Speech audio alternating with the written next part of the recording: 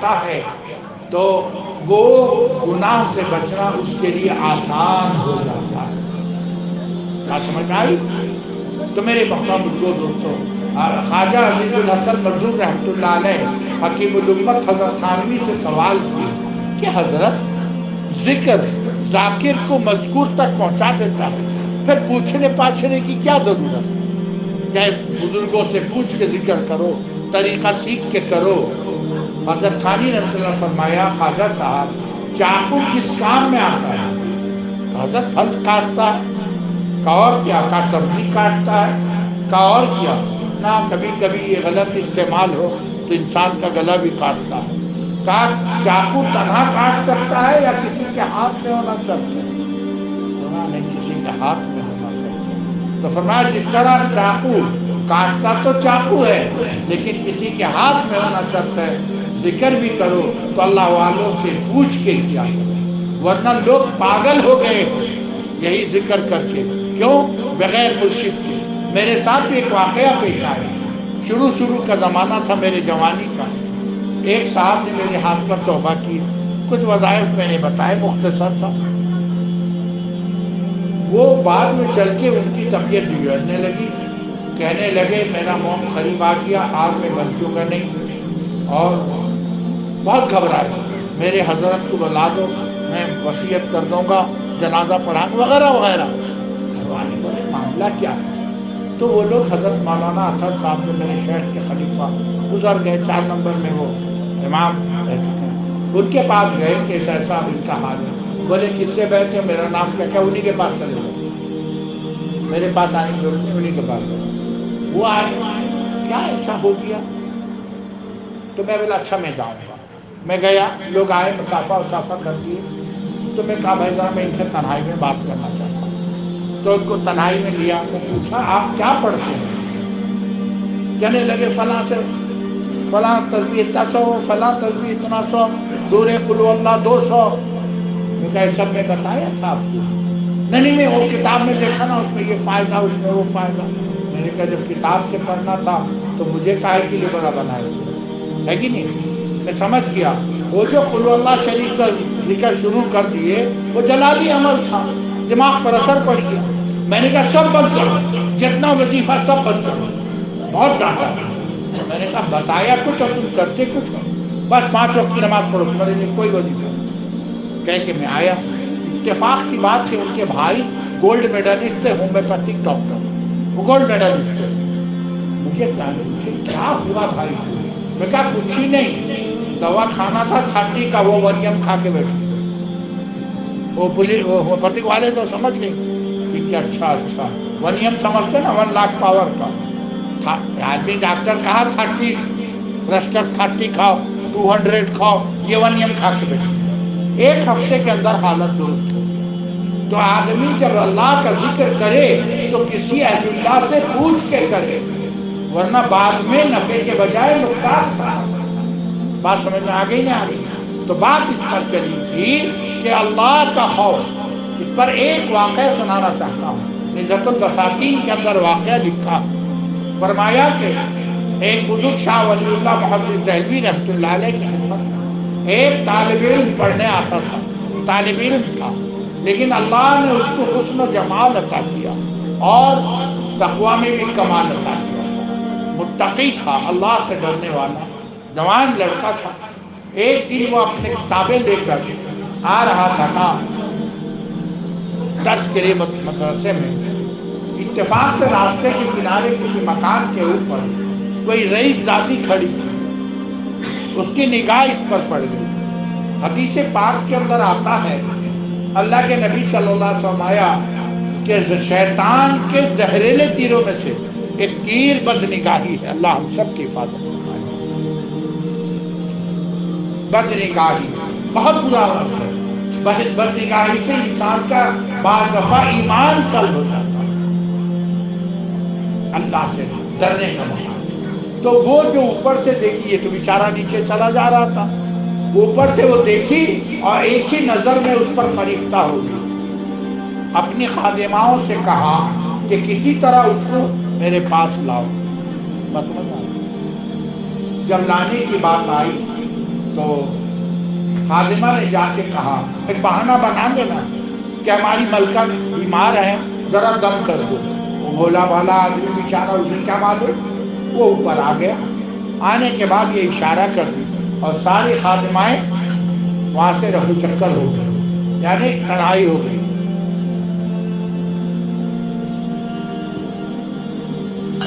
جب تنہائی ہو گئی تو اس نے کہا کہ لباس اتار دو، یہ عمدہ لباس پیش کی کہ یہ لباس پہنو، اور اپنے برے خواہش کا اظہار کیا، ناجائز خواہش۔ کہنے لگی اگر میری بات تم مان لو گے، جو مانگو گے وہ انعام میں تم کو ملو گا، اور اگر انکار کرو گے، میرا باپ بہت بڑا آدمی ہے، امیر کبیر ہے، اور تم کو جیل میں بھر دے گا، میں الٹا تہمت دوں گی کہ تم میرے ساتھ برا سلوک کرنا چاہتے ہو۔ آپ بتائیں ایسی صورتحال میں کہ اگر ہاں کرتا ہے تو خدا ناراض ہوتے ہیں، نہ کرتا ہے تو دنیا کی مصیبت جھیلنی پڑتی ہے۔ لیکن جب انسان کے دل میں اللہ کا خوف پیدا ہوتا ہے، وہ دنیا کی مصیبت کو آخرت پر ترجیح دیتا ہے۔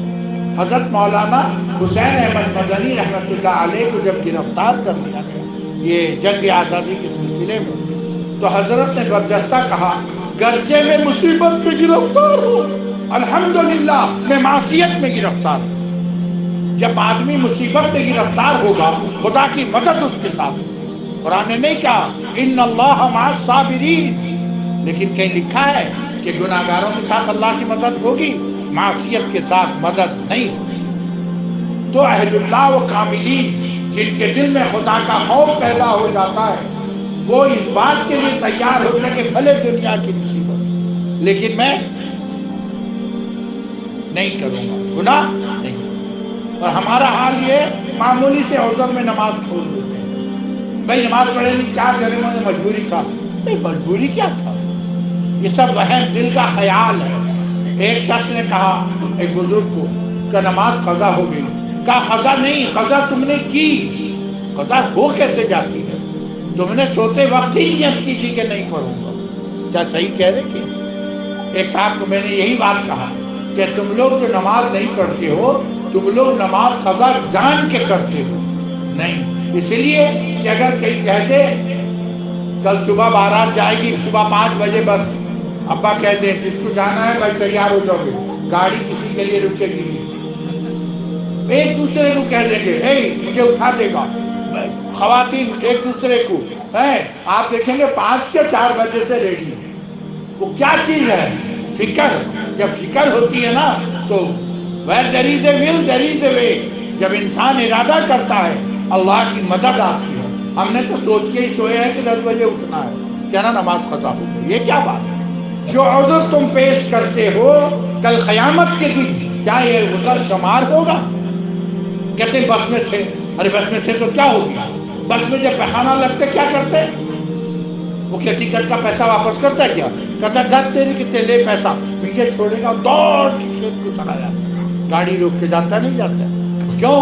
اس کے نزدیک اس کی اہمیت ہے۔ آج ہمارے نزدیک نماز کی اہمیت نہیں ہے، یہی وجہ ہے کہ ہم سے نمازیں قضا ہو گئی۔ خیر، تو میں آج یہ کر رہا تھا، اس نے سوچا تو اس نے کہا مجھ کو ذرا تنہائی چاہیے، ذرا استنجے کا تقاضا اور کوئی راستہ نہیں۔ تو کہنے لگی اوپر چلے جاؤ۔ پہلے زمانے میں تو وہ ٹوائلٹ تو تھا نہیں نا، وہ اینٹ رکھ کے فارغ ہوتے تھے۔ یہ اوپر گیا۔ حکیم الامت حضرت ثانی حضرت ثانی رحمۃ اللہ لکھا ہے کہ اگر کوئی تدبیر کام نہ آئے، دعا بھی ایک تدبیر ہے۔ جب دعا کرو گے اللہ دماغ کو روشن کر دے، تو وہ جا کر کے وہاں اللہ سے دعا مانگا، اے اللہ آپ ہی مجھے بچا دیں، تو اللہ نے اس کے دماغ کو روشن کر دیا، تدبیر دل میں ڈالا۔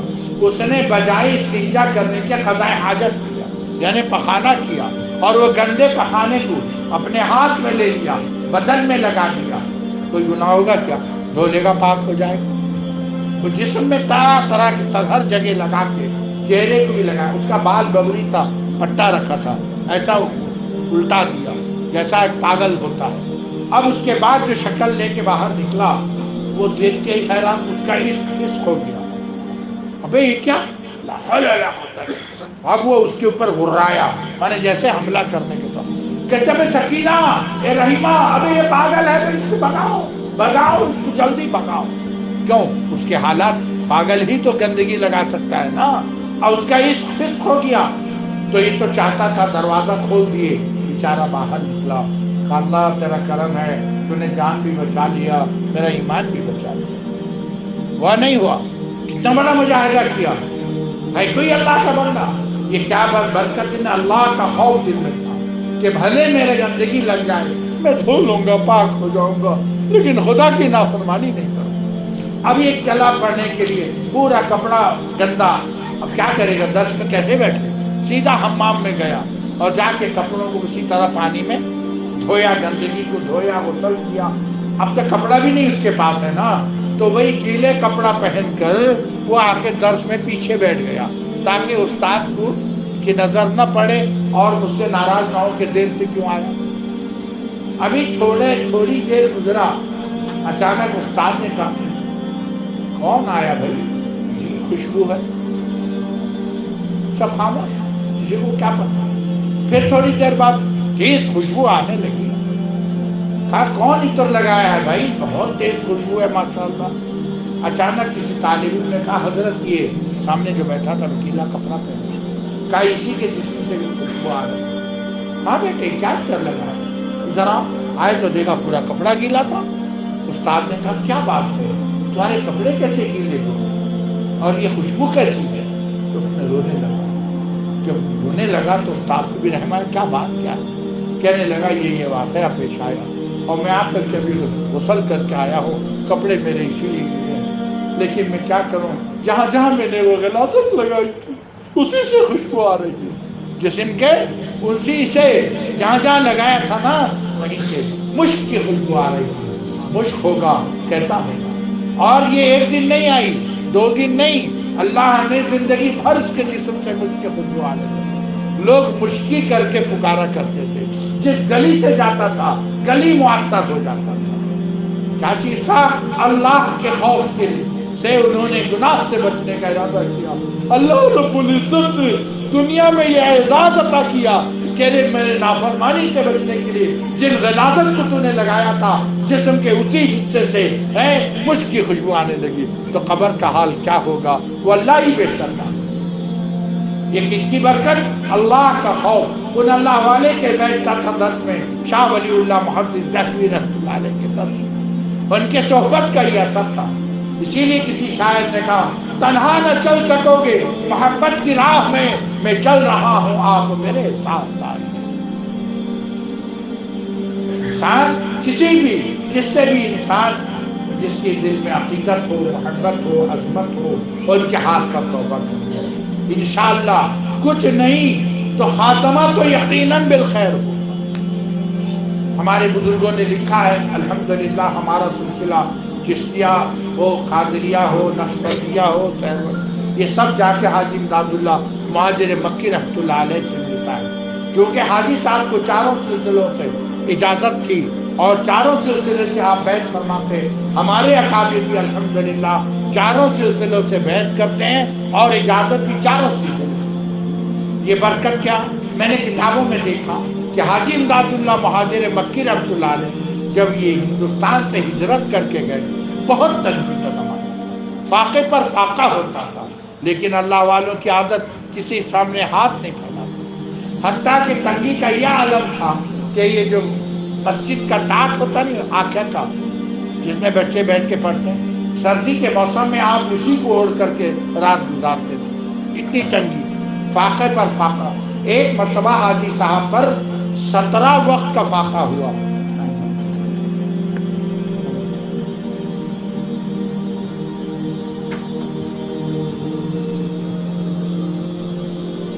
فاقے پر فاقہ ہو رہا تھا، 17 وقت کا فاقہ، ظاہر ہے زمزم پی کے دن گزارتے ہوں گے۔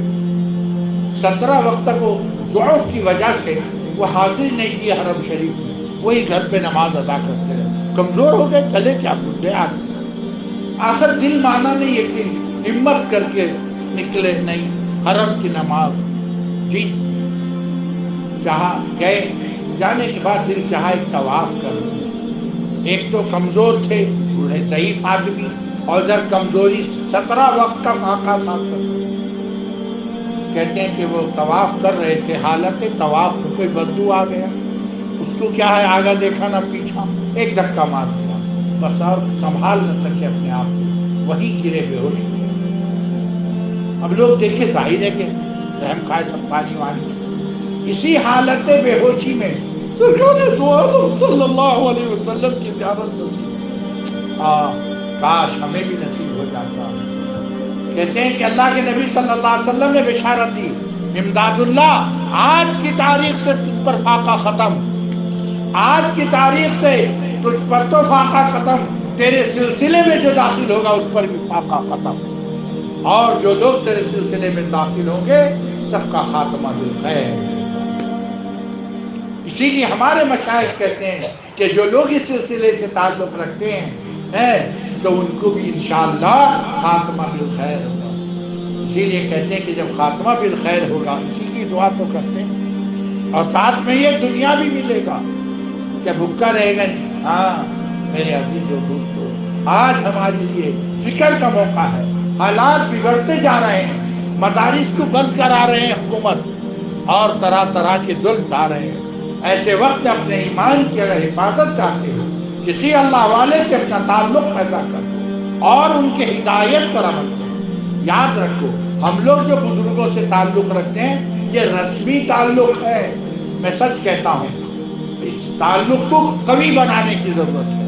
یہ رسمی کا فائدہ نفع عام تو ہوگا، نفع تام نہیں ہوگا. نفع عام کے برابر خاتمہ بالخیر ہو جائے گا، توبہ کی توفیق ہو جائے گی. لیکن اگر نفع تام چاہتے ہو، کامل نفع، تو ان کے ہدایات پر عمل کرنا ہوگا. اسی لیے تو جب انسان ان کے ہدایات پر عمل کرے گا، اللہ کے ان اللہ لا یضیع اجر المحسنین، اللہ کسی کے نیکی کو ضائع نہیں کرتا. اسی لیے کہا گیا تنہا نہ چل سکو محبت کی راہ میں چل رہا ہوں آپ. حضرت مولانا محمد احمد صاحب پرتاپ گڑھی فرماتے تھے لوٹ آئے جتنے فردانے گئے، تاب منزل صرف دیوانے گئے، مستند رستے وہی مانے گئے جس سے ہو کر تیرے دیوانے گئے. اللہ والے جس راستے میں صحابہ کرام جو راستہ اختیار ہیں وہی راستے پر چل کے انسان کامیاب ہو سکتا. ہمارے حضرت والا ہردوئی رحمۃ اللہ علیہ فرماتے تھے پہلے زمانے میں لوگ بڑا مجاہدہ کراتے تھے، بہت فرمایا اب قوا کمزور ہو گیا، اعضاء کمزور ہو گئے. کہا دو کام کر لو اللہ تک پہنچنے کے لیے، ایک گناہ چھوڑ دو اور اتباع سنت کے اہتمام کرو. کون سا مشکل کام؟ آج ہم سے یہی نہیں ہوتا، گناہ نہیں چھوڑتے. آپ یقین مانے نہ مانے، جب کورونا ہو گیا تھا نا، پولیس کے ڈنڈے کے ڈر سے، اور کوئی نہیں، خدا کے خوف سے نہیں، پولیس کے ڈنڈے کے ڈر سے لوگ 10 آدمی میں نکاح کیے نہیں کیے. میں خود سکندہ جا رہا تھا، مجھے کہہ نکالے، میں کہا بھائی وہ پولیس پکڑے گا کون جائے؟ کہا نہیں آپ کو پرمیشن کرا لیں گے. میں خود پڑھا، میں بھی اڑیا جانتا نہ پڑھا. لکھا تھا 12 جنوں برو پکشو اور 12 جنوں کنیا پکشو. کٹک سے دولہا گیا تھا، بات تو تھا کہ ان کے 150 آدمی جائیں گے. جب کورونا ہو گیا 12-12-26 میں نکاح ہو گئی نہیں ہو گئی. آج بھی جیسا کورونا ختم ہوا مسلمان پھر وہی ڈھول دھماکہ. ایک دن ایک پروسیسن جا رہا تھا، میں سمجھا ہندوؤں کا ہوگا اور کیا، مسلمان کا شادی تھا اور لڑکیاں ناچ ناچ کے باہر جا رہی. یہ حال ہے ہمارا. تو ہم پر سیلاب نہیں آئے گا، زلزلہ نہیں آئے گا، ہم پر عذاب نہیں آئے گا. میں دوستوں سے کہتا ہوں اپنے پڑوس ملک میں دیکھو، 1/3 پاکستان تباہ ہو چکا. کیا وہ نماز نہیں پڑھتے؟ کیا وہ روزہ نہیں رکھتے؟ نہیں، کلم کھلا ہم گناہ کرتے ہیں. ہم نے سوچا ہے کہ نماز پڑھ لی، روزہ رکھ لیے، اے بچے مسلمان ہیں، اور گناہ جو بھی کر لیں سب پاس ہو جائے گا. یاد رکھو اس کا وبال بھگتنا پڑتا ہے. لوگ کہتے ہیں کوئی بیمار ہوتا ہے، میں کہتا ہوں ہم لوگ دل خراب کرتے ہیں، ہاں فلاں صاحب بیمار ہے اللہ اس کو شفا دے، لیکن ایک ذرا فیڈ بیک دیکھو پیچھے وہ کیا کیا ہے کہ نہیں. یہ جو نافرمانی میں پیسہ ختم کرتے ہیں، اڑاتے ہیں، ایک ہارٹ کی بیماری آئی لاکھوں روپیے نکل جاتے ہیں. وجہ کیا ہے؟ وجہ یہ ہے کہ تم نے اللہ کے نافرمانی میں خرچ کیا، تو اب لو بیماری میں خرچ کرو. سمجھے؟ آپ ٹھنڈے دل سے اللہ کو راضی کرو. لیکن سب کیا کہیں گے, لوگ کیا کہیں گے, یہ اللہ اس کے رسول کیا کہیں گے, جو ان کا نہیں وہ ہمارا نہیں. یہ تو سیدھی سیدھی بات ہے. اسی لیے میرے عزیز و دوستو, آج ہم سب ارادہ کریں کہ ایک ایک گناہ سے بچیں گے اور سنت کا اہتمام کریں گے. نتیجے میں اللہ کے پیارے بننے کی کوشش کریں. اب کسی اللہ والے سے اپنا تعلق پیدا کرو. ابھی آنے سے پہلے آپ نے ارادہ کیا تھا کہ ہاں جو بات سنیں گے عمل کریں. جاؤ رات کو 2 رکعت پڑھ کے اللہ سے دعا کرو, اے اللہ کوئی رہبر ملا دیجیے جس سے میں اپنے اصلاح کرا لوں, میری دنیا بھی سنور جائے, میرا آخرت بھی سنور جائے. تو انشاءاللہ اللہ تعالیٰ سے بیٹا مانگتے ہیں, بیٹی مانگتے ہیں, دولت مانگتے ہیں, ملازمت مانگتے ہیں, اللہ سے اللہ کو مانگ لو, اے اللہ کوئی رہبر ملا دے جو تجھ تک مجھے پہنچا دے. میرے عزیز و دوستو, اللہ تعالیٰ ہم سب کو کہنے سننے سے زیادہ عمل کی توفیق عطا فرمائے. وآخر دعوانا ان الحمد للہ رب العالمین.